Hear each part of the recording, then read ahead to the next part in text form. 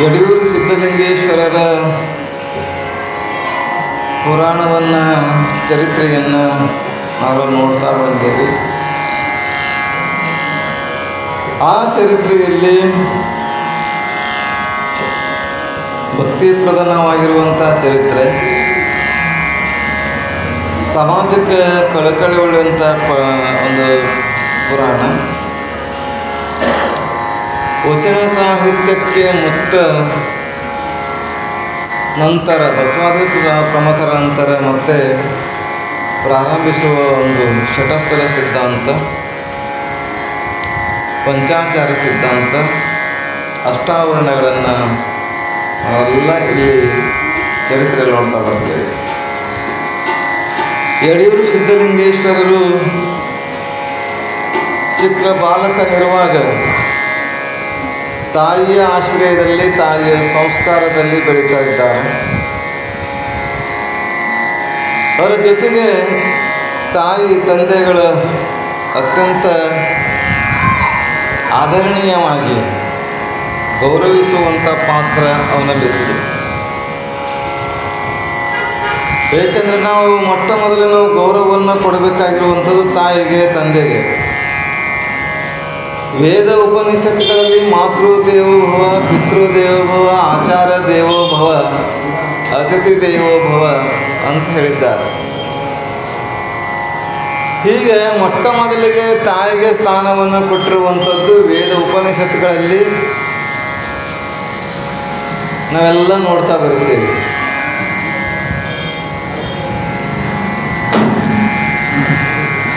ಇಂಥ ತಾಯಿಯಾಗಿರುವಂಥ ಜ್ಞಾನಾಂಬೆ ಮತ್ತು ತಂದೆ ಮಲ್ಲಿಕಾರ್ಜುನರು ಗುರುವಿನ ಸೇವೆಯನ್ನು ಮಾಡ್ತಾ ಆ ಮಗುವಿಗೆ ಗುರು ಸಾನ್ನಿಧ್ಯಕ್ಕೆ ಕರೆದುಕೊಂಡು ಹೋಗ್ತಾ ಇರ್ತಾರೆ. ಮಠದಲ್ಲಿ ನಡೆಯುವಂಥ ಭಜನೆ, ಕೀರ್ತನೆ, ಪುರಾಣ ಪ್ರವಚನಗಳಲ್ಲಿ ಪಾಲ್ಗೊಳ್ಳುವಂಥದ್ದು, ತಾನು ಮಾಡ್ತಕ್ಕಂಥ ದೇವ ಕಾರ್ಯದಲ್ಲಿ ಕೂಡ ಮಗುವನ್ನು ಪಾಲ್ಗೊಂಡು ಅವನಿಗೆ ಒಳ್ಳೆಯ ಸಂಸ್ಕಾರವನ್ನು ಕೊಡ್ತಾ ಹೋಗ್ತಾರೆ.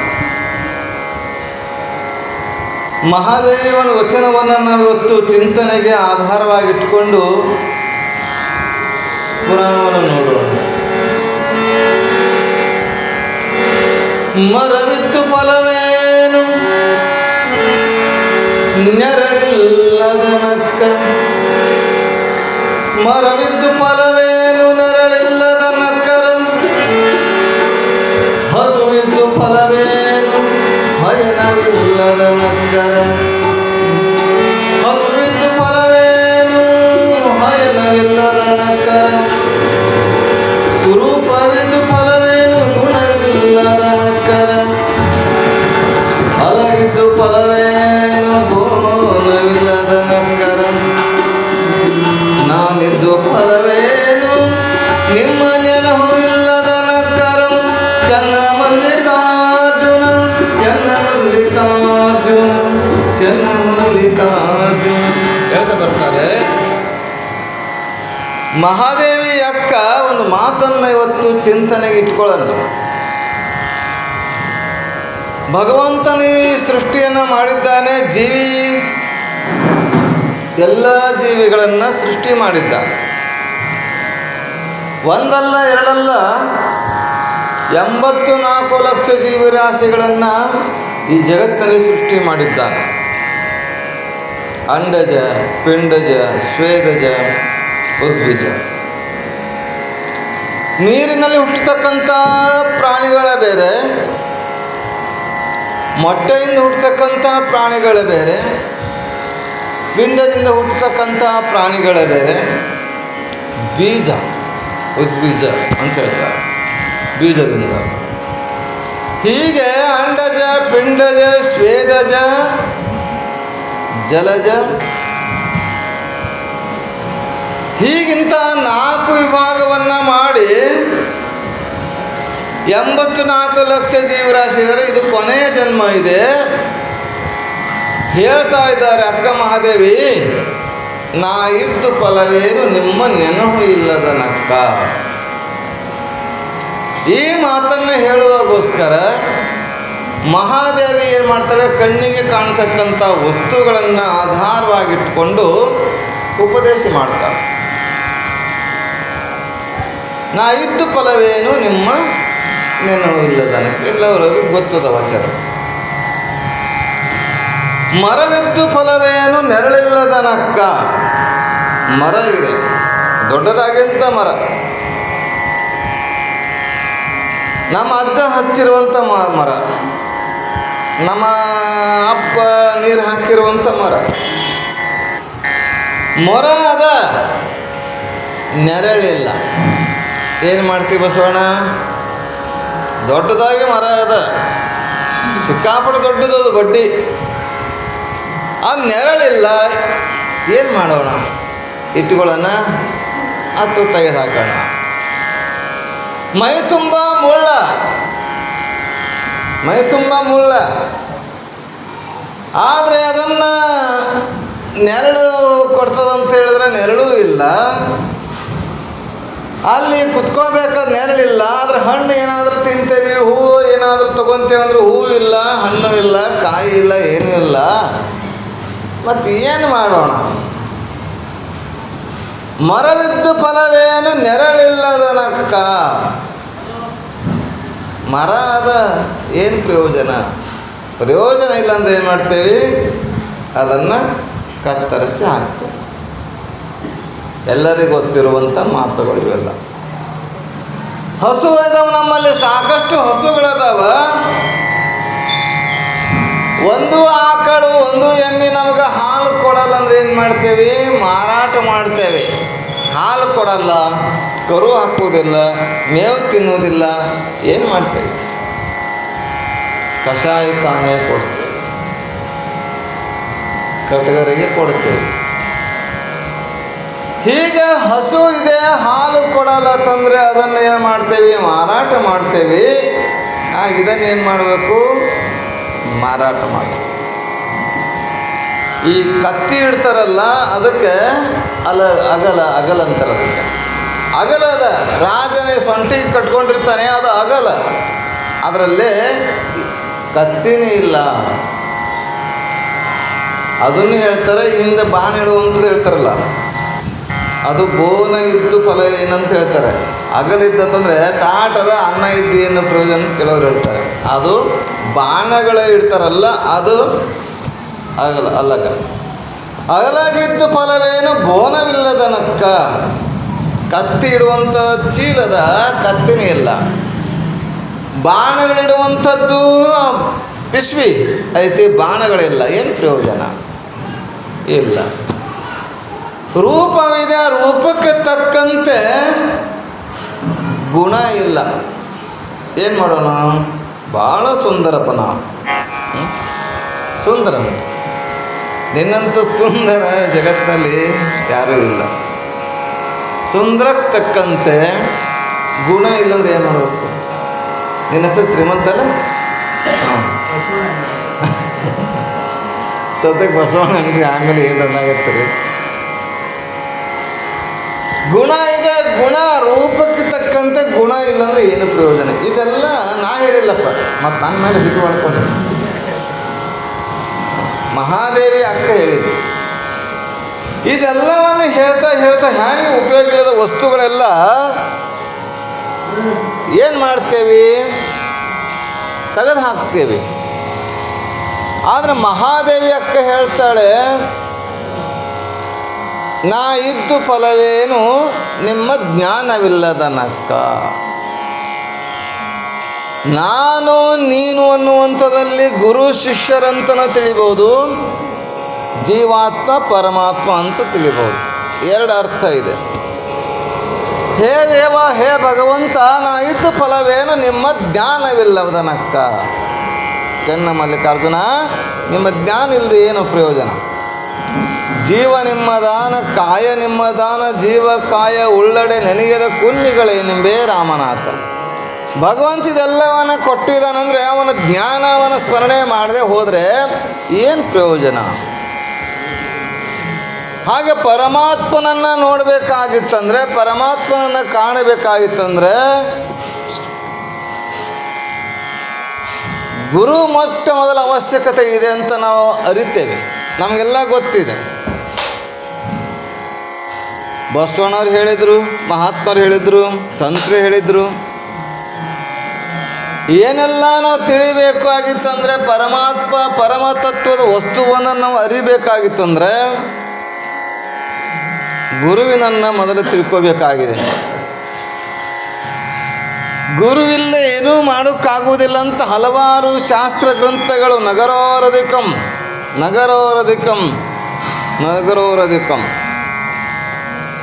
ಗುರುವಿನಕ್ಕಿಂತಲೂ ಶ್ರೇಷ್ಠವಾಗಿರುವಂಥ ಈ ಜಗತ್ತಲ್ಲಿ ಇನ್ನೊಂದು ವಸ್ತು ಇಲ್ಲ.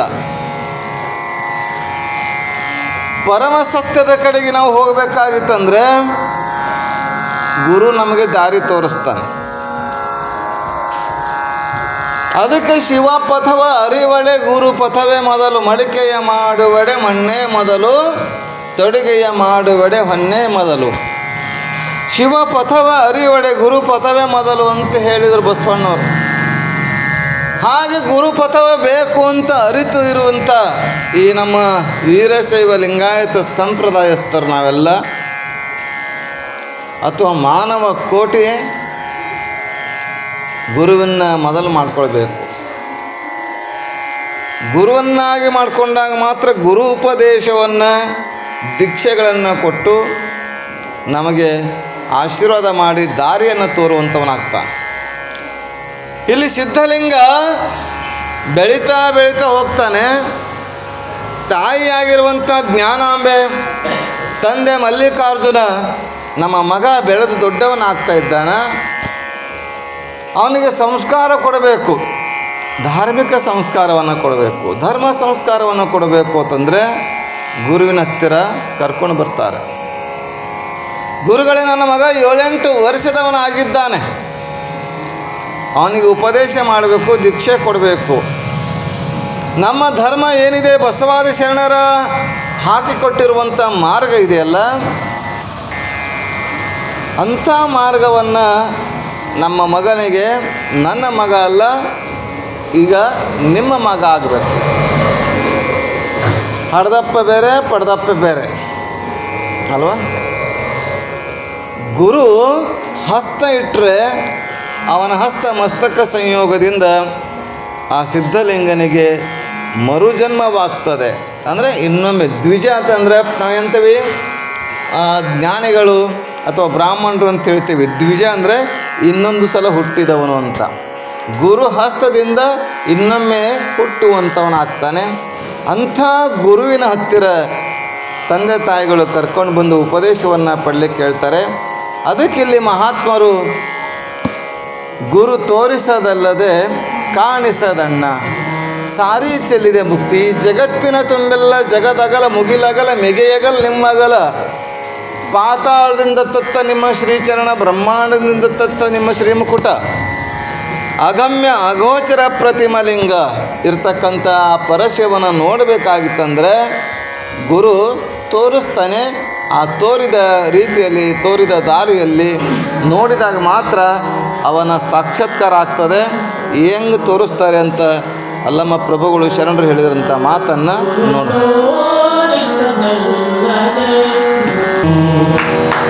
ಗುರು ತೋರಿಸದಲ್ಲದೆ ಕಾಣಿಸದಣ್ಣ, ಸಾರಿ ಚೆಲ್ಲಿದೆ ಮುಕ್ತಿ.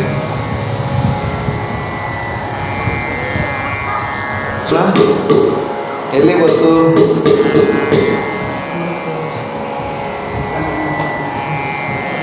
ಬಸವನಂತಾನೆ, ನನಗೇನಾದರೂ ಗೊತ್ತಿದ್ರೆ ನಾನೇ ಮ್ಯಾಲೆ ಕೂಡ್ತಿದ್ರಿ, ನಿಮಗ್ಯಾಕೆ ಮ್ಯಾಲೆ ಕೂಡಿಸೀನಿ? ಹೌದಲ್ರಿ ದೇವೇಂದ್ರ ಅವರು? ನನಗೆ ಗೊತ್ತಿದ್ರೆ ನಾನೇ ಮ್ಯಾಲೆ ಕೂಡ್ತಿದ್ದ, ನಿಮ್ಗಲ್ಲಿದ್ದು ಸಸ್ತಾಪುರದಿಂದ ತಂದು ನಿಮ್ಗೆ ಯಾಕೆ ಮ್ಯಾಲೆ ಕೂಡಿಸಿದ್ರಿ? ಗುರು ತೋರಿಸದಲ್ಲದೆ ಕಾಣಿಸದಣ್ಣ, ಸಾರಿ ಚೆಲ್ಲಿದೆ ಮುಕ್ತಿ. ವೇದದ ಮೊದಲಿನ ಮೂಲವಿದು, ಮೇದಿನಿ ಏಳುತ್ತಾ ತುಂಬಿಯುವುದು, ಹಾದಿ ಹಾದಿಗೆ ಬಿದ್ದಿಹುದು, ಗುರುಪುತ್ರರಿಗಲ್ಲದೆ ಕಾಣಿಸದಣ್ಣ. ಎಷ್ಟು ಸುಂದರವಾದಂಥ ಮಾತನ್ನು ಅಲ್ಲಮ ಪ್ರಭುಗಳು ಹೇಳ್ತಾ ಬರ್ತಾರೆ, ಯಾವುದೇ ಶರಣರನ್ನ ತಗೊಳ್ರಿ, ಅಲ್ಲಿ ಗುರು ಇಲ್ಲೇ ಏನು ಮಾಡೋಕ್ಕಾಗೋದಿಲ್ಲ ಅಂತಲೇ ಹೇಳ್ತಾ ಹೋಗ್ತಾರೆ. ಶಿವಪಥವ ಅರಿವಡೆ ಗುರುಪಥವೇ ಮೊದಲು. ಹೀಗೆ ಅರಿತುಕೊಂಡಿರುವಂಥ ತಂದೆ ತಾಯಿಗಳು ತನ್ನ ಮಗನಿಗೆ ಕರೆದುಕೊಂಡು ಗುರುವಿನ ಹತ್ತಿರ ಹೋಗ್ತಾನೆ. ಹೋಗಿಯಪ್ಪ, ನಮ್ಮ ಮಗನಿಗೆ ಆಶೀರ್ವಾದ ಮಾಡಬೇಕು. ನಮ್ಮ ಪರಂಪರೆಯ ಲಿಂಗಾಯತ ಪರಂಪರೆಯಲ್ಲಿ ದೀಕ್ಷೆ, ಉಪನಯನ, ಉಪದೇಶ ಎಲ್ಲವನ್ನ ಮಾಡಬೇಕು. ಯಾಕಂದರೆ 16 ಸಂಸ್ಕಾರಗಳಲ್ಲಿ ದೀಕ್ಷಾ ಒಂದು ಸಂಸ್ಕಾರ. ಆಗ ಗುರು ಹಲವಾರು ರೀತಿಯಲ್ಲಿ ಪರೀಕ್ಷೆ ಮಾಡಬಹುದು. ಯಾಕಂದರೆ ಅಲ್ಲಿ ಅವನ ಆಶೀರ್ವಾದದಿಂದಲೇ ಅವನು ಹುಟ್ಟಿದ್ದು ಸಿದ್ಧಲಿಂಗ. ಗುರು ಪರೀಕ್ಷೆಯನ್ನು ಮಾಡ್ತಾರೆ. ಒಬ್ಬ ಹೋಗಿದ್ದಂತೆ, ನಾನು ಎಲ್ಲರೂ ಜಗತ್ತಿನ ಎಲ್ಲರೂ ಗುರುಗಳನ್ನಾಗಿ ಮಾಡ್ಕೊಳ್ತಾ ಇರ್ತಾರೆ, ನಾನು ಗುರುವನ್ನಾಗಿ ಒಬ್ಬರನ್ನು ಸ್ವೀಕರಿಸ್ಕೊಳ್ಬೇಕು. ನಮ್ಮ ಊರಿಗೆ ಬಂದಿದ್ದಾರೆ, ದೊಡ್ಡ ಮಹತ್ವರಿದ್ದಾರೆ, ಅವರಿಗೆ ಗುರುಗಳನ್ನಾಗಿ ಮಾಡಿಕೊಂಡ್ರೆ ನಮ್ಮ ಜನ್ಮ ಸಾರ್ಥಕ ಆಗ್ತದೆ.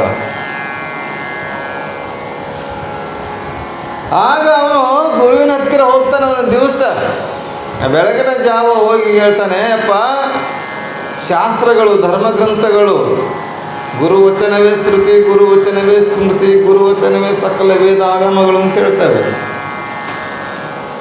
ಗುರು ಇಲ್ಲದೆ ಏನೂ ಇಲ್ಲ ಅಂತ ಹೇಳ್ತವೆ ಜಗತ್ತಿನಲ್ಲಿ. ನರಜನ್ಮವ ತೊಡೆದು ಹರಜನ್ಮವನ್ನು ಮಾಡಿದ ಗುರುವೇ ನಿನಗೆ ನಮೋ ನಮೋ ಅಂತ ಅಕ್ಕ ಮಾಧವಿ ಹೇಳ್ತಾಳೆ. ಭವಿ ಎಂಬುದನ್ನು ಕಳೆದು ಭಕ್ತನನ್ನಾಗಿ ಮಾಡಿದ ಗುರುವೇ, ಚನ್ನ ಮಲ್ಲಿಕಾರ್ಜುನನ ಎನ್ನ ಕೈ ವಶಕ್ಕೆ ತಂದ ಗುರುವೇ ನಿನಗೆ, ನಿನ್ನ ಪಾದಕ್ಕೆ ನಿನಗೆ ನಮೋ ನಮೋ ಅಂತ ಹೇಳ್ತಾಳೆ ಅಕ್ಕ ಮಾಧವಿ. ಹಾಗೆ ನರಜನ್ಮವನ್ನು ಕಳೆಯುವಂಥ ಶಕ್ತಿ, ಮಾಂಸಮಯವಾಗಿರ್ತಕ್ಕಂಥ ಈ ಶರೀರವನ್ನು ಮಂತ್ರಮಯ ಮಾಡುವಂಥ ಶಕ್ತಿಯನ್ನು ಗುರುವಿಗೆ ಹೊರಬಿಟ್ಟು ಮತ್ತಾರಿಂದಲೂ ಸಾಧ್ಯವಿಲ್ಲ. ಅದನ್ನು ಅರಿತುಕೊಂಡಿರ್ತಕ್ಕಂಥ ಒಬ್ಬ ಒಂದು ಗುರುಗಳ ಹತ್ತಿರ ಹೇಳ್ತಾನೆಪ್ಪ, ನನಗೆ ದೀಕ್ಷೆ ಕೊಡಬೇಕು, ಉಪದೇಶ ಮಾಡಬೇಕು. ಮಕ್ಕಳೇ, ದೀಕ್ಷೆ ಕೊಡಬೇಕು, ಉಪದೇಶ ಮಾಡಬೇಕಂದಾಗ ಗುರುಗಳು ಜ್ಞಾನಿಗಳು. ಏಕೆಂದರೆ ಬಂದ ಕೂಡಲೇ ಹೋಗಿ ದನಕ್ಕೆ ಇದಾಗ್ತಾರೆ, ಏನಪ್ಪ ಅದಕ್ಕೆ ಗುಳಿ ಅಂತ ಏನಂತಾರೆ, ಗುಳಿ. ಒಂದೊಂದು ಕಡೆ ಒಂದೊಂದು ಶಬ್ದ ಅದಾವೆ. ಅದು ಗುಳಿ ಯಾಕೆ ಹಾಕ್ತಾರಂತ ಕೇಳಿದರೆ, ಇನ್ನೊಬ್ಬರು ಹೊಲ್ದಾಗ ಹೋಗಿ ಇನ್ನೊಂದು ದಾರಿ ಬಿಟ್ಟು ಹೋಗಬಾರ್ದು ಅಂತ ಅದು ಕೊಳ್ಳಾಗ ಕಟ್ತಾರೆ ಕಟ್ಗಿದು. ಹಂಗೆ ಬಂದವರಿಗೆಲ್ಲ ಕಟ್ಕೋತ ಹೋದ್ರೆ ಆಗುವುದಿಲ್ಲ, ಪರೀಕ್ಷೆ ಮಾಡಬೇಕಾಗ್ತದೆ. ಶಿಷ್ಯ ಗುರು ಶಿಷ್ಯರ ಪರೀಕ್ಷೆಯನ್ನು ಮಾಡಿದಾಗ ಮಾತ್ರ ಉಪದೇಶ ಮಾಡಿದು ದೀಕ್ಷಾ ಕೊಟ್ಟರೆ ಅದಕ್ಕೆ ಯೋಗ್ಯತೆ ಸಿಗ್ತದೆ, ಅದಕ್ಕೊಂದು ಗೌರವ ಸಿಗ್ತದೆ. ಬಂದವರು ಎಲ್ಲ ಕಟ್ಕೋತ ಹೋದರೆ ಏನಾಗ್ತದೆ, ಗುರುವಿನ ಹೆಸರು ಕೆಡಿಸುವಂಥ ಶಿಷ್ಯರು ಇರ್ತಾರೆ. ಹಾಗೆ ಗುರು ಅಂತಾನೆ, ಹೌದಪ್ಪ ಬಂದು ಒಳ್ಳೇದಾಯ್ತು, ಏನು ಮಾಡೋತಂದರೆ ನಿನಗೆ ಉಪದೇಶ ಕೊಡ್ತೀನಿ, ದೀಕ್ಷಾ ಕೊಡ್ತೀನಿ, ಎಲ್ಲ ಮಾಡ್ತೀನಿ. ನನಗೆ ನೀ ಏನು ಮಾಡಬೇಕು ಅಂತಂದರೆ, ಈ ಜಗತ್ತಿನಲ್ಲಿ ಉಪಯೋಗ ಇಲ್ಲದಂಥ ವಸ್ತುವನ್ನು ತಂದು ಕೊಟ್ಟರೆ ಮಾತ್ರ ನಿನಗೆ ಉಪದೇಶ ಮಾಡ್ತೀನಿ. ಜಗತ್ತಿನಲ್ಲಿ ಉಪಯೋಗವಿಲ್ಲದ ವಸ್ತು ಬಸವಣ್ಣ ಅವನಂತಾನೆ. ಆಗಲೇ ಗುರುಗಳೇ, ಜಗತ್ತಿನಲ್ಲಿ ಸಾಕಷ್ಟು ವಸ್ತುಗಳದಾವ, ಉಪಯೋಗ ಇಲ್ಲದ ವಸ್ತು ಸಾಕಷ್ಟು ಅದಾವ, ತರ್ತೀನಿ ಅಂತಾನೆ. ಯಾಕಂದ್ರೆ ದೀಕ್ಷೆ ಪಡಿಬೇಕಲ್ಲ, ಅವನ ಆಶೀರ್ವಾದ ಪಡಿಬೇಕು, ಗುರುವಿನ ಆಶೀರ್ವಾದ ಪಡಿಬೇಕು. ಹೀಗೆ ಮಠದಿಂದ ಹಿಂಗೆ ಬರ್ತಾ ಇರ್ತಾನೆ. ಬರುವಾಗ ಬಡಿಗ್ಯಾರ ಓಣಿ ಅಂತೀರಿ, ಗಲ್ಲಿ ಅಂತೀರಿ, ಒಟ್ಟಾರೆ ಓಣಿ, ಗಲ್ಲಿ, ಒಟ್ಟಾರ, ಬೀದಿ. ಆ ಬಡಿಗ್ಯಾರ ಓಣಿಯಲ್ಲಿ ಹಿಂಗೆ ಬರ್ತಾ ಇದ್ದ. ಬರುವಾಗ ಬಡಿಗ್ಯಾರು ಬಡಗ್ತನ ಮಾಡ್ತಾ ಮಾಡ್ತಾ ಅದೊಂದಿಟ್ಟು ಕೆತ್ತನೆ ಮಾಡಿ ಅಲ್ಲಿ ಚಕ್ಕಿಗಳು, ಕಟ್ಗೆ ಪೀಸ್, ಆ ಚಕ್ಕಿಗಳೆಲ್ಲ ಬಿದ್ದಿದ್ದು. ಯಾಕೋ ಎಲ್ಲ ಇಲ್ಲೇ ಬಿದ್ದಾವಲ್ಲ, ಯಾವುದೂ ಉಪಯೋಗ ಇಲ್ಲ ಕಾಣ್ತೈತಿ. ನಮ್ಮ ಗುರುಗಳು ಹೇಳಿದ್ದಾರೆ ಚಕ್ಕಿ ತೊಗೊಂಡು ಹೋಗ್ಬೇಕು, ಅದನ್ನು ಪೀಸ್ ತೊಗೊಂಡು ಹೋಗ್ಬೇಕು ಅಂತ ತಗೋಬೇಕು ಅಂತಾನೆ. ಆಗ ಆ ಚಕ್ಕಿ ಮಾತಾಡ್ತದೆ, ನೀ ನನಗೆ ಯಾಕೆ ಮುಡ್ತಾ ಇದ್ದಿ ಅಂತ ನನಗೆ ಗೊತ್ತೈತಿ ಅಂತದ. ನಿಮ್ಮ ಗುರುಗಳು ಹೇಳ್ಯಾರ ನೋಡ್ರಿ, ಚಕ್ಕಿ ಸಹಿತ ಕಟ್ಗೆ ಪೀಸ್ ಮಾತಾಡ್ತದ. ನಿನ್ನ ಗುರುಗಳು ಹೇಳ್ಯಾರ ಉಪಯೋಗವಿಲ್ಲದ ವಸ್ತು ತೊಗೊಂಡು ಬಾ ಅಂತ ಹೇಳ್ಯಾರ, ಅದಕ್ಕೆ ತೊಗೊಳಕ್ಕೆ ಬಂದು. ನಾ ಯಾಕೆ ಉಪಯೋಗ ಇಲ್ಲ? ಒಬ್ಬ ರೈತ ಹಿಂಗೆ ಹೋಗ್ಬೇಕಾದ್ರೆ ಅವನು ಗಾಡಿಯ ದಿಂಡು ಹಚ್ಚು ಸಡ್ಲ ಆಗಿದ್ರೆ ಅದ್ರ ಒಳಗೆ ಹಿಂಗೆ ನಾನು ಕೂಡಿಸಿ ಬಡ್ದು ಇಟ್ಟತ್ತಂದ್ರೆ ನಾ ದಿಂಡು ಹಚ್ಚನ್ನು ಒತ್ತಿ ಹಿಡ್ಕೊಂಡು ಕೂಡ್ತೀನಿ. ಚಕ್ಕಿ ಉಪಯೋಗ ಆಗ್ತಾವಲ್ಲ, ಹೊಡೆದಿರಲ್ಲ ನೀವೆಲ್ಲ. ದಿಂಡು ನಗ ಏನವರೆಲ್ಲ ಸಡ್ಲಾಗಿತ್ತಂದ್ರೆ, ಗಾಡಿ ಸಡ್ಲಾಗಿತ್ತಂದ್ರೆ ಅದು ಸ್ವಲ್ಪ ನನಗೆ ಒಳಗೆ ಹೊಡೆದು ಕೂಡಿಸಂದ್ರೆ ಸಾಕು, ಟೈಟ್ ಹಿಡ್ಕೊಂಡು ಕೂಡ್ತೇನೆ. ಹೌದಲ್ಲ, ನೀ ಹೇಳೋದು ಬರೋಬ್ಬರಿ ಅದ, ಕರೆಕ್ಟ್ ಅದ, ಸರಿ ಅದ. ಅದಕ್ಕೆ ಏನು ಮಾಡ್ತೇನೆ ಅಂತ ಬಿಡ್ತಾನೆ. ಅದಕ್ಕೆ ಬಿಟ್ಟು ಹಿಂಗೆ ಮುಂದೆ ಬರ್ತಾ ಇರ್ತಾನೆ. ಏನು ಮಾಡಬೇಕು ಅಂತ ಬಡಿಗ್ಯಾರ ಓಣಿ ಆದ್ಮೇಲೆ ಕಂಬಾರ ಓಣಿ ಇರ್ತದೆ. ಕಂಬಾರ ಓಣಿಯಲ್ಲಿ ಬಂದಾಗ ಒಂದು ಜಂಗ್ ಹತ್ತಿರುವಂಥ ಮಳೆ ಬಿದ್ದಿರ್ತದೆ. ಕೆಲಸ ಮಾಡ್ತಿರ್ಬೇಕು, ಮಳೆಯಲ್ಲಿ ಕೈ ತಪ್ಪಿ ಬಿದ್ದಿರ್ತದೆ. ಮಳೆ ಬಿದ್ದದಲ್ಲ, ಮಳೆಯಾರ ತೊಗೊಂಡು ಹೋಗಿ ಕೊಡಬೇಕು, ಉಪಯೋಗ ಇಲ್ಲ ವಸ್ತು ಅದ ಅಂತಂದಾಗ ಅದನ್ನು ತಗೊಳ್ಬೇಕಂದಾಗ ಮಳೆ ಸಹಿತ ಮಾತಾಡ್ತದ. ಮನುಷ್ಯ, ನನಗೆ ನೀ ಮುಟ್ಟಬೇಡ, ನೀ ನಿಮ್ಮ ಗುರುಗಳು ಹೇಳಿರಂತ ಬಂದಿದ್ದು ನೋಡ್ರಿ. ಎಂಥ ಕಾಲಕ್ಕೆ ಎಂಥ ವಸ್ತುಗಳೆಲ್ಲ ಮಾತಾಡ್ತವೆ. ಒಳ್ಳೆಯ ಕಾಲಕ್ಕೆ ಎಲ್ಲ ವಸ್ತುಗಳು ಮಾತಾಡ್ತವೆ, ಕೆಟ್ಟ ಕಾಲಕ್ಕೆ ನಮ್ಮವರೇ ಮಾತಾಡಂಗಿಲ್ಲ. ಇದು ಜಗತ್ತಿನ ವಿಪರ್ಯಾಸ. ಮೋದಿ ನಮ್ಮ ಸಂಬಂಧಿಕ ಆಗಬೇಕು, ಗೊತ್ತೇ ನಿನಗೆ? ಚಾ ಮಾರುವಾಗ ಅವನು ನನ್ನ ಸಂಬಂಧಕ್ಕೆ ಇರಲಿಲ್ಲ. ಒಂದು ಸ್ಥಾನಕ್ಕೆ ಹೋದ ಮೇಲೆ ಹಾಗೆ ಒಬ್ಬ ಒಳ್ಳೆ ವ್ಯಕ್ತಿ ಒಂದು ಒಳ್ಳೆ ಸ್ಥಾನಕ್ಕೆ ಹೋಗ್ತಾ ಇದ್ರು ಸಾಕು, ಅವನಿಗೆ ಎಲ್ಲರೂ ಮಾತಾಡ್ತಾರೆ. ಆ ಸ್ಥಾನದಿಂದ ಅವನು ಕೆಳಗಿಳಿದಂದು ಸಾಕು, ಯಾರೂ ಮಾತಾಡಿಸಿ. ಹೀಗಲ್ಲಿ ಮಳೆ ಸಹಿತ ಅವನು ಒಳ್ಳೆಯ ಕಾಲ, ಮಳೆ ಸಹ ಮಾತಾಡ್ತದ. ಮನುಷ್ಯ, ಮಾನವ, ನಾನು ಯಾಕೆ ಉಪಯೋಗ ಇಲ್ಲ? ಒಬ್ಬ ಬಡವ ನನಗೆ ತೊಗೊಂಡೋಗಿ ಮನೆಯಾಗ ಗೋಡ್ಯಾಗ ಹೊಡೆದ್ರೆ ಅವನ ಅಂಗಿ ಸಿಕ್ಸ್ತಾನೆ, ಅವನ ಟೊಪ್ಪಿಗೆ ಸಿಕ್ಸ್ತಾನೆ, ಅವ್ನ ರುಂಬಾಲ ಸಿಕ್ಸ್ತಾನೆ. ನನಗೊಬ್ಬ ಬಡವ ತೊಗೊಂಡೋದ್ರೆ ಉಪಯೋಗ ಆಗ್ತದೆ. ಇಲ್ಲ ಅಂತಂದ್ರೆ ಯಾವನೋ ಒಬ್ಬ ರೈತ ತನ್ನ ಚಪ್ಪಲಿಯನ್ನು ಹರ್ಕೊಂಡ ಆತಂದ್ರೆ, ಉಂಗೂಟ ಕಡ್ಕೊಂಡಂದ್ರೆ ನಾನು ನೋಡ್ದಾತಂದ್ರೆ ನನಗದ ಉಂಗೂಟ ಹಿಡ್ಕೊಂಡು ಚಪ್ಪಲಿಗೆ ಹೊಡಿತಾನೆ.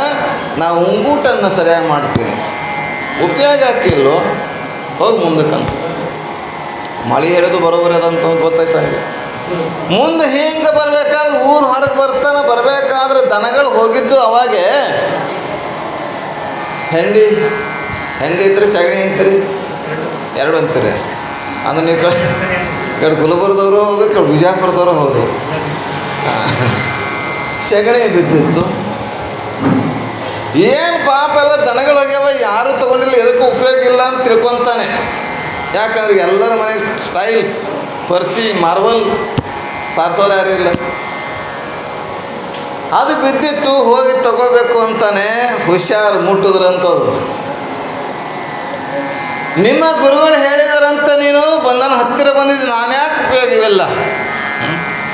ಇಟ್ಟರೆ ಸಗಣಿಯಾದೆ, ತಟ್ಟಿದರೆ ಕುರುಳಾದೆ, ನೀನ ಯಾರಿಗಾದೆ ಮಾನವ, ಸುಟ್ಟರೆ ನೊಸೂಲುಗೆ ವಿಭೂತಿಯಾದೆ. ನೀನು ಯಾರಿಗಾದೆ ನೀ ನಾರಿಗಾದೆ ಎಲೆ ಮಾನವ ಅಂತ ಆಗ್ತದ. ಯಾರಿಗಲ್ಲ, ನೀನು ನಾರಿಗೆ ಆದೆ. ಇಟ್ಟರೆ ಸಗಣಿಯಾದೆ, ತಟ್ಟಿದರೆ ಕುರುಳಾದೆ, ಸುಟ್ಟರೆ ನಸುಲಿಗೆ ವಿಭೂತಿಯಾದೆ. ಆಕಿ ಸಗಣಿ ಅಂತದೆ. ಸಗಣಿ ನಾ ಯಾಕೆ ಉಪಯೋಗ ಇಲ್ಲ ಅಂತ ತಿಳ್ಕೊಂಡಿಪ್ಪ, ನಾನು ಸುಟ್ರ ವಿಭೂತಿ ಹಾಕ್ತೀನಿ ಹೇಳಿಲ್ಲೇನು? ಕೂಡಲ ಸಂಗನ ಶರಣರ ನೋಸುಲಿಗೆ ವಿಭೂತಿಯೇ ಶೃಂಗಾರ. ಅಂಥ ವಿಭೂತಿ ಆಗುವಂಥ ಗುಣ ನನ್ನಲ್ಲಿ ಅದ. ನನ್ನ ತಾಯಂದಿರು ನನ್ನನ್ನು ಪ್ರೀತಿಯಿಂದ ಎತ್ಕೊತಾರೆ. ಮಕ್ಕಳಿಗೆ ಹೆಂಗೆ ಎತ್ಕೊತಾರಲ್ಲ, ಗಂಡು ಮಕ್ಕಳು ಸಗಣಿಗೆ ಎತ್ಕೊಳಕ್ಕೆ ಬರಲ್ಲ ರೀ. ಹೆಣ್ಮಕ್ಳು ಭಾಳ ಚಂದ ಎತ್ತರ, ಕೆಳಗೆ ಬಿಡುವುದೇ ಇಲ್ಲ. ಅದಕ್ಕೆ ಹತ್ತಿತ್ತಂದ್ರೆ ಸಾಕು, ಏನೋ ಅದು ಅಲ್ಲಿ ಸಾಪೆ ಮಾಡಿರ್ತಾರೆ. ತಂದದಕ್ಕೆ ಬೆರಣಿ ಸಾರ್ಸೋದು ಒಂದು ಕಡೆ ಉಳಿತು. ಬೆರಣಿ ಕುರುಳು ಕುಳ್ಳ, ಹಂಗೆ ಕನ್ನಡನ ಕಲಿಸ್ತೀನಿ ನಿಮಗೆ. ಬೆರಣಿಯನ್ನು ತಡ್ತಾರೆ, ಕುರುಳನ್ನು ತಡ್ತಾರೆ. ಒಂದೊಂದ್ಸಲ ಅಂತೀನಿ ನಾನು, ನಮ್ಮ ಕಡೆ ಸಸ್ತ ಬಸವ ಕಲ್ಯಾಣ ಬೀದರ್ ಜಿಲ್ಲೆದಾಗ ರೊಟ್ಟಿ ಮಾಡೋಕ್ಕೆ ಬರಲ್ಲ ರೀ ನಮಗೆ.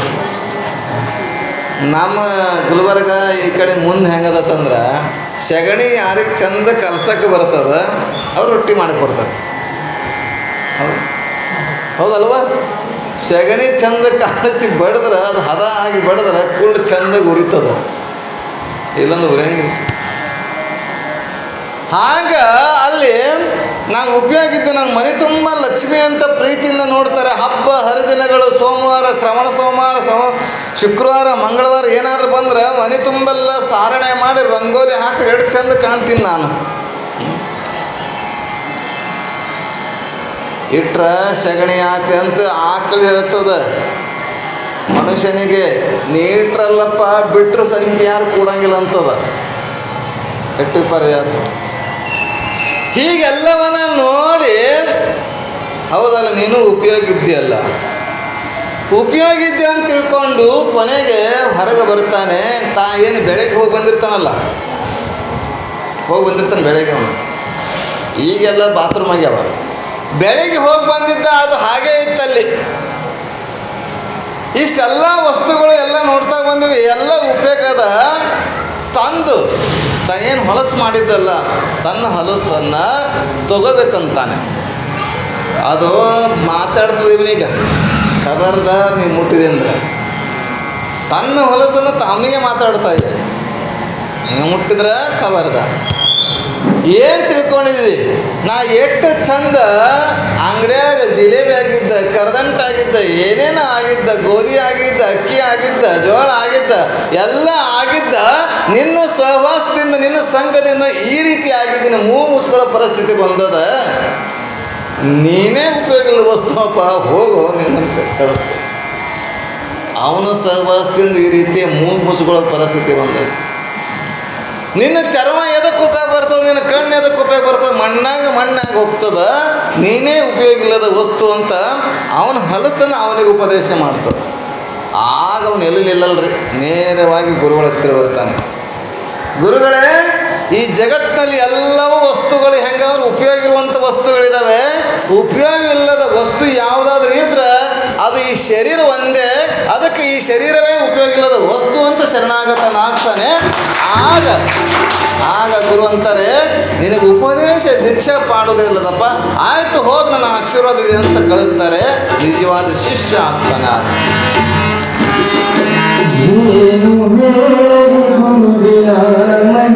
ಆಗ ಮೂರೂ ರೂಪದಲ್ಲಿ ನಾವು ತಪ್ಪು ಹೇಳ್ತೀವಿ. ಒಂದ್ಸಲ ಮಂತ್ರ ಬಗ್ಗೆ ಬಸವಣ್ಣ ಎಲ್ಲರೂ ಶಾಂತ ಆಗಿರಿ. ಈಗ ಬಸವಣ್ಣ ಗುರು ಬ್ರಹ್ಮ ಹೆಂಗೆ ಹೇಳ್ತಾರೆ ನೋಡೋಣ, ಹೇಳೋಣ. ಅದು ಏನಾಗಿದೆ, ಮೊನ್ನೆ ಗುರು ಪೂರ್ಣಿಮೆ ದಿವಸ ಎಲ್ಲ ವಾಟ್ಸಪ್ದಾಗ ಮೆಸೇಜ್ ಹೆಂಗೆ ಹಾಕ್ಯಾರಂದ್ರೆ ಗುರು ಬ್ರಹ್ಮ, ಗುರು ವಿಷ್ಣು, ಗುರು ದೇವೋ ಮಹೇಶ್ವರ. ಅದು ತಪ್ಪದ. ಗುರುರ್ ಬ್ರಹ್ಮ ಅಂತ ಬರಬೇಕು. ಗುರುರ್ ವಿಷ್ಣು, ಗುರುರ್ ದೇವೋ ಮಹೇಶ್ವರ. ಗುರುರ್ ಸಾಕ್ಷಾತ್ ರಕಾರನೇ ಕಿತ್ತೊಗೆದಾರ ಅವರು. ಸಂಸ್ಕೃತ ಶಬ್ದವನ್ನು ಹೋಗಿ ಕನ್ನಡ ಶಬ್ದವನ್ನಾಗಿ ಮಾಡಿಕೊಂಡಿದ್ದಾರೆ. ಗುರುರ್ ಬ್ರಹ್ಮ, ಗುರುರ್ ವಿಷ್ಣು, ಗುರುರ್ ದೇವೋ ಮಹೇಶ್ವರ. ಬ್ರಹ್ಮ ವಿಷ್ಣು ಮಹೇಶ್ವರ ರೂಪವಾಗಿರ್ತಕ್ಕಂಥ ಆ ಭಗವಂತನ ಮಹಾದೇವನ ರೂಪವೇ ಗುರು. ಅಪ್ರತ್ಯಕ್ಷ ಮಹಾದೇವ ಗುರುರೂಪೇಣ ವರ್ತತೆ ಭಕ್ತಿ ಸಿದ್ಧಯೇ. ಸಿದ್ಧಾಂತ ಶಿಖಾಮಣಿಯಲ್ಲಿ ರೇಣುಕಾದಿ ಪಂಚಾಚಾರ್ಯರು ಹೇಳ್ತಾ ಬರ್ತಾರೆ, ಮಹಾದೇವನನ್ನು ಯಾರು ನೋಡಿಲ್ಲ, ಆದರೆ ಮಹಾದೇವನ ಈ ಜಗತ್ತಿನಲ್ಲಿ ಗುರುರೂಪವಾಗಿ ಬರ್ತಾನೆ. ಗುರುರೂಪವಾಗಿ ಬಂದು ನಮ್ಮನ್ನೆಲ್ಲ ಉದ್ಧಾರ ಮಾಡ್ತಾನೆ, ಉಪದೇಶ ಮಾಡ್ತಾನೆ. ಮಂತ್ರ ದೀಕ್ಷೆ, ಜ್ಞಾನ ದೀಕ್ಷೆ, ಕ್ರಿಯಾ ದೀಕ್ಷೆ, 3 ರೀತಿ ದೀಕ್ಷೆಗಳು. ಅವು ಬಸವಣ್ಣ ನೆನಪಿಟ್ಕೋಬೇಕು. ಮಂತ್ರ ದೀಕ್ಷೆ, ಕ್ರಿಯಾ ದೀಕ್ಷೆ, ಜ್ಞಾನ ದೀಕ್ಷೆ. ಮಂತ್ರ ದೀಕ್ಷೆ ಕೇವಲ ಮಂತ್ರೋಪದೇಶ ಮಾಡುವುದು. ಕ್ರಿಯಾ ದೀಕ್ಷೆ ಅಂದರೆ ಮಂತ್ರದ ಜೊತೆಗೆ ಕರ್ಮವನ್ನು ಮಾಡುವುದು, ಪೂಜೆ. ಈಗ ಮಹಾದೇವಲಿಂಗನ ಅಭಿಷೇಕ ಮಾಡ್ತಾ ಮಾಡ್ತಾ ಮಂತ್ರ ಹೇಳುವುದು. ಓಂ ಸದ್ಯೋ ಜಾತಂ ಪ್ರಪದ್ಯಾಮಿ ಸದ್ಯೋ ಜಾತಾಯ ವೇ ನಮೋ ನಮಃ. ಭವೇ ಭವೇನಾತಿ ಭವೇ ಭವಸ್ಪವಂ ಭವದ್ಭಯ ನಮಃ. ಓಂ ವಾಮದೇವಾಯ ನಮಃ ಜ್ಯೇಷ್ಠಾಯ ನಮಃ ಶ್ರೇಷ್ಠಾಯ ನಮಃ. ಇದೇನು ಮಂತ್ರದ ಜೊತೆಗೆ ಕ್ರಿಯೆ ಮಾಡುವುದು ಕ್ರಿಯಾ ದೀಕ್ಷೆ. ಅಂದ್ರೆ ಮಂತ್ರವನ್ನು ಹೇಳುತ್ತಾ ಹೇಗೆ ಪೂಜೆ ಮಾಡಬೇಕು, ಇದು ಗುರುವಿನಿಂದಲೇ ಅದು ಉಪದೇಶ ಆಗಬೇಕು. ಏಕೆಂದರೆ ಶಂಖದಿಂದ ಬಿದ್ದದ್ದೇ ತೀರ್ಥ ಅಂತ ಹೇಳ್ತಾರೆ. ಮೊದಲು ಶಂಖದಿಂದ ಬಂದದ್ದೇ ತೀರ್ಥ, ಗುರುವಿನಿಂದ ಬಂದದ್ದೇ ಅದು ಉಪದೇಶ ಆಗ್ತದೆ. ಹಾಗೆಲ್ಲಿ ಕೇವಲ ಮಂತ್ರ ತಂದರೆ ನನ್ನಷ್ಟಕ್ಕೆ ನಾನು ಕೂತ್ಕೊಂಡು ಆ ದೇವರನ್ನು ಸ್ಮರಣೆ ಮಾಡಿಕೊಂಡು ಗಾಯತ್ರಿ ಮಂತ್ರ, ಶಿವ ಮಂತ್ರ, ಮೃತ್ಯುಂಜಯ ಮಂತ್ರ ಯಾವುದಾದ್ರೂ ಒಂದು ನಿಮಗೆ ಮಂತ್ರ ಹೇಳ್ತಾರಲ್ಲ, ಆ ಮಂತ್ರವನ್ನು ಉಪದೇಶ ಧ್ಯಾನ ಮಾಡುವುದು. ಆ ಧ್ಯಾನ ಜೊತೆಗೆ ಈ ಲಿಂಗವನ್ನು ಇದ್ದರೆ, ಮಂತ್ರದ ಜೊತೆಗೆ ಲಿಂಗವನ್ನು ಕೊಟ್ಟರೆ ಅದು ಕ್ರಿಯಾ ದೀಕ್ಷೆ. ಈ ಎರಡಕ್ಕೂ ಹೊರತಾಗಿರುವಂಥದ್ದು ಜ್ಞಾನ ದೀಕ್ಷೆ. ಯಾಕಂದರೆ ಅಲ್ಲಿ ಕಲ್ಲು ದೇವರು ದೇವರಲ್ಲ, ಮಣ್ಣು ದೇವರು ದೇವರಲ್ಲ, ಪಂಚಲೋಹದಲ್ಲಿ ಮಾಡಿದ ದೇವರು ದೇವರಲ್ಲ. ಹೀಗೆಲ್ಲವನ್ನೇ ಹೇಳ್ತಾ ತನ್ನ ತಾನಾರಂದು ತಾನೇ ತಿಳಿದೊಡೆ ತಾನೇ ದೇವ ನೋಡ ಪ್ರಮಾಣ ಕೂಡಲ ಸಂಗಮ ದೇವ. ಇದು ಜ್ಞಾನ ದೀಕ್ಷೆ. ನೋಡು, ಮಣ್ಣು ಬಿಟ್ಟು ಮಡಿಕೆ ಇಲ್ಲ, ತನ್ನ ಬಿಟ್ಟು ದೇವರಿಲ್ಲ. ಇಂಥ ಉಪದೇಶವನ್ನು ಮಾಡುವಂಥದ್ದು ಇದೆಲ್ಲ ಅದು ಜ್ಞಾನ ದೀಕ್ಷೆ. ನಿನಗೆ ಯಾವ ದೀಕ್ಷೆ ಬೇಕು ಬಸವಣ್ಣ?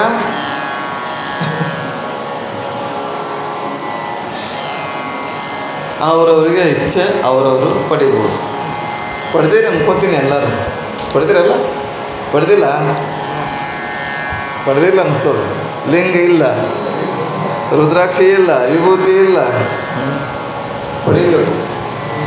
ನೀವು ಊರಾಗ ಇಲ್ಲಿ ಹಿರೇಮಠ ಅದ, ಅಲ್ಲಿ ಮಹಾಂತ ಮಠ ಅದ, ಮತ್ತು ಎರಡೇ ಮಠ ಈಗ ಮಠದವರ ಕಡೆಯಿಂದ ಅಥವಾ ನಿಮಗೆ ಹತ್ತಿರ ಇರುವಂಥ ಗುರುಗಳು ಅಥವಾ ನಿಮಗೆ ಆತ್ಮೀಯತೆ ಅಥವಾ ಅವ್ರ ಜ್ಞಾನ ಬಹಳಷ್ಟು ಚೆನ್ನಾಗಿದೆ ಅಂತಂದರೆ ಸುಮ್ಮನೆ ಎಲ್ಲರೂ ದೀಕ್ಷೆ ತೊಗೋತಾರಂತ ತೊಗೊಳ್ಳೋದು ಅಲ್ಲ. ಅದು ಅವ್ರು ಹೆಂಗದಾರ, ಅವರ ಭಾವ ಇರುವಿಕೆ ಜ್ಞಾನಿ ಪುರುಷ ಆಗಿದ್ರೆ ಯಾರು ಬೇಕಾದ್ರೂ ತಗೋಬೋದು. ಸಿದ್ದೇಶ್ವರ ಅಪ್ಪಗಳ ಹತ್ತಿರ ಜ್ಞಾನಿ ಪುರುಷರು ಜ್ಞಾನಯೋಗಿಗಳು ಅಂತ ಹೇಳಿದರು. ಆದರೆ ಅವ್ರ ಹತ್ತಿರ ನಾವು ಇದ್ದು ಕಲ್ತವರು. ಆದರೆ ಅವ್ರು ಯಾರಿಗೂ ದೀಕ್ಷಾ ಕೊಟ್ಟಿಲ್ಲ, ಕೇವಲ ಅವರು ಹಸ್ತ ಮುಟ್ಟೋರಷ್ಟೇ. ಕೊಡೋರು ಬೇರೆ, ಹಸ್ತ ಮುಟ್ಟಿ ಕೊಡೋರು ಅಷ್ಟೇ. ಏನೆಲ್ಲರ ಸಿದ್ದೇಶ್ವರ ಅಪ್ಪಗಳ ಶಿಷ್ಯರು ಅವ್ರ ಶಿಷ್ಯರು ಅನ್ಕೋತೆ ಹೋದರು. ಹಾಗೆ ಜ್ಞಾನಿ ಪುರುಷ ಜ್ಞಾನಿ ಆಗಿದ್ದರೆ ಅವನಿಂದ ದೀಕ್ಷೆ ಪಡಲಿಕ್ಕೆ ಸಾಧ್ಯ ಇದೆ. ಅಥವಾ ಗುರು ಆಗಬೇಕಾದ್ರೆ ಸನ್ಯಾಸಿನೇ ಆಗಬೇಕಾಗಿಲ್ಲ. ಬಸವಣ್ಣ ಹೇಳ್ತೀನಿ, ನೀನು ಜ್ಞಾನಿ ಆಗಿದ್ದೀಯಂತಂದ್ರೆ, ನಿಮ್ಮಲ್ಲಿ ಎಲ್ಲ ಶಾಸ್ತ್ರ ಜ್ಞಾನ ಇತ್ತಂದ್ರೆ ನಿಮ್ಮ ಜ್ಞಾನವನ್ನು, ನಿಮ್ಮ ದೀಕ್ಷೆಯನ್ನು ನಿಮ್ಮ ಶಿಷ್ಯರಿಗೆ ಕೊಡ್ಬೋದು. ಬಂದಂಥವ್ರಿಗೆ ಹಿಡಿದು ಕಟ್ಟಬಾರ್ದು, ಅವರಾಗೆ ಆಸಕ್ತಿಯಿಂದ ಬರಬೇಕು. ಯಾಕೆ ಹೇಳ್ತಾ ಇದ್ದೀನಿ ಅಂದರೆ, ಒಂದು ದೀಪ ಹಚ್ಚಿರ್ತೇವೆ, ದೀಪ ಹಚ್ಚಿದ್ದೇವೆ ಅಲ್ಲಿ. ಆ ದೀಪದಿಂದ ಇನ್ನೊಂದು ದೀಪ ಹಚ್ಚಬಹುದು. ಅದ್ರಗೋಸ್ಕರ ಇದು ಒಂದು ದೀಪದಿಂದ ಇನ್ನೊಂದು ದೀಪಕ್ಕೆ ಹಚ್ಚಕ್ಕೆ ಬರ್ತದೆ ಅನ್ನುವಂಥದ್ದನ್ನು ಶಾಸ್ತ್ರದಲ್ಲಿ ಇದೆ. ಈಗ ನಾನು ಹಚ್ಚೀನಿ, ಇನ್ನೊಂದು ಕಡ್ಡಿ ಕೊರೆದು ಹಚ್ಚಲು ಬೇಕಾಗಿಲ್ಲ. ಒಬ್ಬ ಗುರುಗಳು ಒಬ್ಬ ಶಿಷ್ಯನನ್ನಾಗಿ ಮಾಡಿದರೆ ಆ ಶಿಷ್ಯ ಇನ್ನೊಂದು ಜನ ಶಿಷ್ಯರನ್ನು ಮಾಡ್ಕೊಂಡು ಹೋಗ್ಬೋದು ಅನ್ನುವಂಥದ್ದು ಉದ್ದೇಶ. ಇಂಥ ಜ್ಞಾನವನ್ನು ಸಿದ್ಧಲಿಂಗ, ಯಡಿಯೂರು ಸಿದ್ಧಲಿಂಗ ಆ ಗುರು ಗೋಸಲ ಚೆನ್ನಬಸವ ಶಿವಯೋಗಿಗಳವರಿಂದ ಪಡಿತಾ ಹೋಗ್ತಾರೆ. ನಮ್ಮ ಗುರುಗಳು, ನಮ್ಮ ಮಕ್ಕಳು ಕೆಲವಿರ್ತವೆ. ಶಾಲೆಗೆ ಹೋಗಿದ್ದೆ ನೀವು? ಶಾಲೆಗೆ ಏನಾಗಿತ್ತು ಒಂದು ಸಲ ಹಾಸ್ಯ ಕೇಳ್ತಾ ಇರ್ತೀನಿ ನಿಮ್ಗೆ. ಭಾಳಷ್ಟು ಕೆಲವು ಹುಡುಗರು ಭಾಳ ಉಡಾಳ ಮೊದಲಿನ ಕಾಲದಲ್ಲಿ, ಈಗೆಲ್ಲ ಸೂಕ್ಷ್ಮ ಆಗ್ಯಾರ. ಮಾಸ್ಟರ್ ಕೆಳಗೆ ಮುಳ್ಳು ಇಡೋರಂತೆ. ಅಂಥ ಒಬ್ಬ ಹುಡುಗ ಶಾಲೆ ಒಳಗಿದ್ದ. ಮಾಸ್ಟರ್ ಆಗಿನ ಕಾಲ ಮಾಸ್ಟರ್ ದೋತ್ರ, ನೇರು ಶರ್ಟು, ಟೋಪಿ ಹಾಕೋತೀವಿ. ದೋತ್ರ ಮಾಸ್ಟರ್ ಆವಾಗಿನ ಕಾಲದಲ್ಲಿ. ಈಗೆಲ್ಲ pant, T shirt, jeans pant, ಈಗಿನವ್ರು ಹ್ಯಾಟ್ ಹಾಕ್ಕೊಂಡು ಬರ್ತಾರೆ. ಅಷ್ಟೇ ಅಲ್ಲ, ಗುಟ್ಕ ತಿನ್ಕೋತ ಬರ್ತಾರೆ, ಶರಿ ಕುಡಿದು ಬರ್ಲಿಕತ್ತಾರೆ ಮಾಸ್ಟರ್ಗಳು. ಎಷ್ಟೋ ಪತ್ರಿಕೆಯಲ್ಲಿ ನೋಡಿದ್ದೀವಿ. ಇಂಥ ಮಾಸ್ಟರ್ಗಳಿಂದ ವಿದ್ಯಾರ್ಥಿಗಳು ಹೇಗೆ ತಮ್ಮ ಜೀವನ ಸುಧಾರಣೆ ಆಗ್ಲಿಕ್ಕೆ ಸಾಧ್ಯವಿದೆ. ಅವನು ಒಬ್ಬ ಹುಡುಗ ಏನಂದ, ಹಿಂಗೆಲ್ಲ ಕೂತಿದ್ರು. ಮಾಸ್ಟರ್ ಅಂತಾರೆ, ನೋಡಪ್ಪ ನಾನು ಸ್ವಲ್ಪ ಮನೆ ಕೆಲಸ ಅದ, ಸ್ವಲ್ಪ ಹೋಗಿ ಬರ್ತೀನಿ. ನಾ ಏನು ಟೋಪಿ ಅದ ನನ್ನ ತಲೆ ಮೇಲೆ, ಟೋಪಿಯನ್ನು ಟೇಬಲ್ ಮೇಲೆ ಇಡ್ತೀನಿ.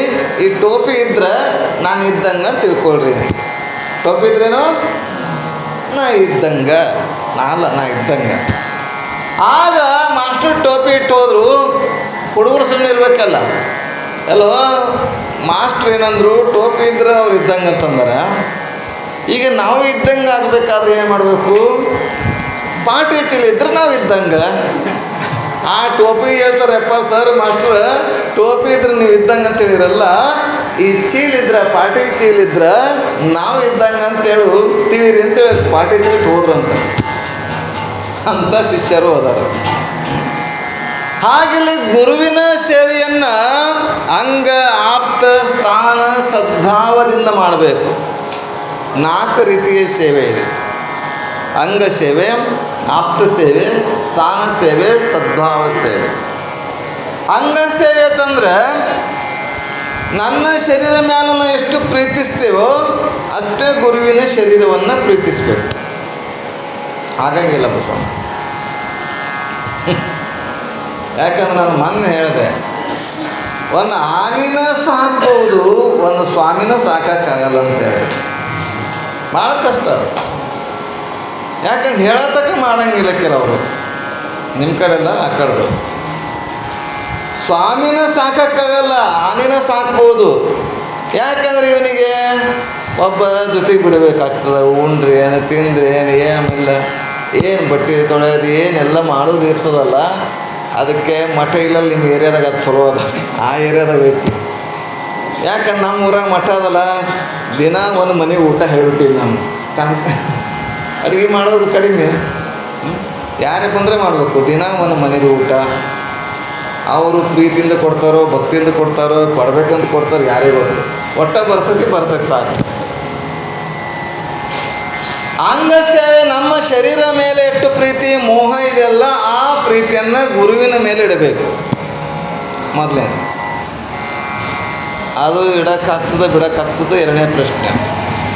ಸ್ಥಾನ ಸೇವೆ ಅಂತಂದರೆ ನಮ್ಮ ಮನೆಯನ್ನು, ನಾವಿರುವಂಥ ಸ್ಥಳವನ್ನು ಎಷ್ಟು ಸ್ವಚ್ಛವಾಗಿ ಇಡ್ತೀವೋ ಅಷ್ಟೇ ಸ್ವಚ್ಛತೆಯನ್ನು ಗುರು ಇರುವಂಥ ಸ್ಥಳವನ್ನು ಕಾಪಾಡಬೇಕು. ಆಗಂಗಿಲ್ಲ. ಅಂಗ ಸೇವೆ, ಆಪ್ತ ಸೇವೆ, ಸ್ಥಾನ. ಆಪ್ತ ಸೇವೆ ಅಂತಂದರೆ ನಮ್ಮ ಮನೆಗೆ ನೆಂಟರಿಷ್ಟರು ಬಂದರೆ ಅವ್ರಿಗೆ ಏನು ಎಷ್ಟು ಪ್ರೀತಿಯಿಂದ ಓಡಾಡಿ, ನಮ್ಮ ಮನೆಯಾಗ ಸಕ್ಕರೆ ಇಲ್ಲ, ಚಾ ಪುಡಿ ಇಲ್ಲ ಅಂದರೆ ಪಕ್ಕದ ಮನೆಯಾಗ ಹೋಗಿ ತಂದು ಮಾಡಿ ಕೊಡ್ತೇವೆ. ಕಡ ತಂದು ಮಾಡ್ತೇವೆ. ಹಿಟ್ಟಿಲ್ಲ ಅಂದರೆ ಪಕ್ಕದ ಮನೆಗೆ ಹೋಗಿ ಹಿಟ್ಟು ತಂದು ಅಡುಗೆ ಮಾಡಿ ಕೊಡ್ತೇವೆ. ಅದು ಆಪ್ತ ಸೇವೆ. ಹಾಗೆ ಗುರುವಿನ ಮಠಕ್ಕೆ ಯಾರೇ ಬಂದರೂ ಕೂಡ ಅಷ್ಟು ಓಡಾಡಿ ನಮ್ಮ ಗುರುಮಠದ ಸ್ಥಾನವನ್ನು, ಗುರುಮಠದ ಗೌರವವನ್ನು, ಗುರುವಿನ ಗೌರವವನ್ನು, ನಮ್ಮ ಊರಿನ ಗೌರವವನ್ನು ಉಳಿಸ್ಕೊಳ್ಬೇಕಾಗಿತ್ತಂದ್ರೆ ಆಪ್ತ ಸೇವೆ ಮಾಡಬೇಕು. ಇಷ್ಟೆಲ್ಲ ಆದಮೇಲೆ ಸದ್ಭಾವ ಸೇವೆ. ಸದ್ಭಾವ ಸೇವೆ ಇತ್ತಂದ್ರೆ ಗುರು ಬೇರೆ ಅಲ್ಲ, ದೇವರು ಬೇರೆ ಅಲ್ಲ. ಗುರು ಬೇರೆ ಅಲ್ಲ, ದೇವರು ಬೇರೆ ಅಲ್ಲ. ಎರಡೂ ಒಂದೇ ಅನ್ನುವ ಭಾವವನ್ನು ಇಟ್ಟು ಸೇವೆ ಮಾಡುವಂಥದ್ದು ಎಲ್ಲ. ಈ 4 ರೀತಿಯ ಸೇವೆಯನ್ನು ಸಿದ್ಧಲಿಂಗ ಮಾಡ್ತಾ ಹೋಗ್ತಾನೆ. ಸಿದ್ಧಲಿಂಗ 4 ರೀತಿಯ ಸೇವೆಯನ್ನು ಮಾಡ್ತಾ ಹೋಗ್ತಾನೆ. ಮಾಡೋದ್ರ ಮುಖಾಂತರ ನಾವು ಹೇಳ್ತೇವೆ ಅಂಗ ಆಪ್ತ ಸ್ಥಾನ ಸದ್ಭಾವ ಸೇವೆಗಳನ್ನು ಮಾಡೋದ್ರ ಮುಖಾಂತರ ಗುರು ಪರಿಪ್ರಶ್ನೇನ ಪರಿಸೇವೆಯ ಅಂತ ಹೇಳ್ತಾರೆ ಭಗವದ್ಗೀತೆಯಲ್ಲಿ. ಸೇವೆಯನ್ನು ಮಾಡ್ತಾ ಮಾಡ್ತಾ ಪ್ರಶ್ನೆಯನ್ನು ಮಾಡ್ತಾ ಇರಬೇಕು. ಕೇವಲ ಸೇವೆ ಅಂತಲ್ಲ, ಸೇವೆ ಮಾಡ್ತಾ ಇದು ಸಂಶಯ ಬಂದದ ನನಗೆ. ಏನು ಸಂಶಯ? ಆತ್ಮ ಅಂದರೆ ಏನು, ಜೀವಾತ್ಮ ಅಂದರೆ ಏನು, ಪರಮಾತ್ಮ ಅಂದರೆ ಏನು, ಜಗತ್ತಂದ್ರೆ ಏನು, ಜಗತ್ತಿನಲ್ಲಿ ನಾ ಯಾಕೆ ಬಂದೆ, ಮುಂದೆ ಈ ದೇಹ ಮುಂದೆ ತೀರ್ಕೊಂಡ ಮೇಲೆ ಮತ್ತೆ ಎಲ್ಲಿಗೆ ಹೋಗ್ತದೆ ಆತ್ಮ, ಇಂಥ ವಿಚಾರಗಳನ್ನು ಸೇವೆ ಮಾಡ್ತಾ ಮಾಡ್ತಾ ಕೇಳಬೇಕಂತೆ. ನೇರವಾಗಿ ಪ್ರಶ್ನೆ ಕೇಳಿದರೆ ಯಾವ ಗುರುಗಳು ಹೇಳುವುದಿಲ್ಲ. ಮೊದಲು ಅವ್ರಿಗೆ ತೃಪ್ತಿ ಆಗಬೇಕು. ತೃಪ್ತಿ ಆಗುವಂಗೆ ಸೇವೆ ಮಾಡಬೇಕು. ಸೇವೆ ಮಾಡ್ತಾ ಮಾಡ್ತಾ ಏನಾಗ್ತದೆ ಅಪ್ಪ, ಹಿಂಗೆ ಪ್ರಶ್ನೆ ಕಾಡಾಗತ್ತೈತಿ ಇದಂತೆಲ್ಲ. ಇಂಥ ಪ್ರಶ್ನೆ ಬಂದದ, ಅದಕ್ಕೆ ಗೊತ್ತಾಗಲ್ಲ. ಆಗ ಗುರುಗಳು ಆನಂದದಾಗಿರ್ತಾರಲ್ಲ, ಆ ಆನಂದದ ಸಮಯದಲ್ಲಿ ಏನು ಹೇಳ್ತಾರಲ್ಲ ಉಪದೇಶ, ಅದು ಶಾಶ್ವತವಾಗಿ ಉಳಿತದೆ. ಹಾಗಿಲ್ಲಿ ಸಿದ್ಧಲಿಂಗ ಶಿವಯೋಗಿ ಗುರುವಿನ ಸೇವೆಯನ್ನು ಮಾಡ್ತಾ, ಗುರುದೀಕ್ಷೆಯನ್ನು ಪಡಿತಾ, ಗುರುವಿನ ಮಾರ್ಗದಲ್ಲಿ ನಡೀತಾ ಸೇವೆಯನ್ನು ಮಾಡ್ತಾ ಪ್ರತಿಯೊಂದು ಜ್ಞಾನವನ್ನು ಪಡಿತಾ ಹೋಗ್ತಾನೆ. ಹೀಗೆ ಗುರುವಿನ ಸೇವೆ ಯಾವ ರೀತಿ ಮಾಡ್ತಾರೆ, ನಾವೆಲ್ಲ ಗುರುವಿನ ಸೇವೆ ಹೇಗೆ ಮಾಡಬೇಕು? ಅವ ಸನ್ಯಾಸಿನೇ ಆಗಬೇಕಂತಲ್ಲ, ಗೃಹಸ್ಥನೇ ಆಗಬೇಕಂತಿಲ್ಲ, ವಿರಕ್ತ ಆಗಬೇಕಂತಲ್ಲ, ಪಟ್ಟದೇವರ ಆಗಬೇಕಂತಿಲ್ಲ. ಗುರು ಅಂತ ನಾವು ತಿಳ್ಕೊಂಡಿವತ್ತಂದರೆ ಆ ಸ್ಥಾನ ದೊಡ್ಡದು. ಗುರು ಅಂತಂದರೆ ವ್ಯಾಕರಣ ಶಾಸ್ತ್ರದಲ್ಲಿ ಗುರು ಲಘು ಗೊತ್ತದಲ್ಲ, ಕಲ್ತಿದಲ್ಲ. ಗುರು ಅಂದರೆ ದೊಡ್ಡದು, ಲಘು ಅಂದರೆ ಸಣ್ಣ. ಗುರುಗೆ ಗೆರೆ ಹಾಕ್ತೇವೆ, ಲಘುಗೆ ಯು ಅಂತ ಬರ್ತೀವಿ, ಇಂಗ್ಲೀಷ್ ಯು ಅಂತ. ಸಣ್ಣದು ಅಂದ್ರೆ ಅದು ವ್ಯಂಜನ ಅಷ್ಟೇ ಇರ್ತದೆ, ಸ್ವರ ಸೇರಿರುವುದಿಲ್ಲ ಅದಕ್ಕೆ. ಒತ್ತಕ್ಷರ ಸ್ವರ ಹಿಂದಿನ ಅಕ್ಷರಗಳನ್ನು ಅನುನಾಸಿಕವಾಗಿದ್ದರೆ ಇವೆಲ್ಲ ಅದಕ್ಕೆ ಬರುತ್ತವೆ. ನಾಳೆ ಹೇಳಿದ ಪಾಠ ಹೇಳ್ತೀನಿ, ಛಂದಸ್ಸು ಹೇಳ್ತೀನಿ, ಲಘು ಗುರು ಹೇಳ್ತೀನಿ. ಯಾಕಂದ್ರೆ ಹೀಗೆಲ್ಲ ಆ ಶಾಸ್ತ್ರ ಹೇಗಿದೆ ಎಲ್ಲ, ಆ ಗುರು ದೊಡ್ಡದಾಗಿದೆ. ಋಕಾರ ಅಂಧಕಾರ, ಋಕಾರ ಪ್ರಕಾಶ, ಕತ್ತಲೆಯಿಂದ ಬೆಳಕಿನ ಕಡೆಗೆ ತರುವಂಥ ಒಂದು ಗುರು. ಆ ಗುರುವಿನ ಸೇವೆ ಯಾವ ರೀತಿ ಮಾಡ್ತಾನೆ, ಮಾಡುತ್ತಾ ಮಾಡುತ್ತಾ ಒಂದು ಪವಾಡವನ್ನು ಮಾಡ್ತಾನೆ. ಆ ಪವಾಡಗಳನ್ನು ಮುಂದಿನ ಸನ್ನಿವೇಶದಲ್ಲಿ ನಾವೆಲ್ಲ ನೋಡೋಣ.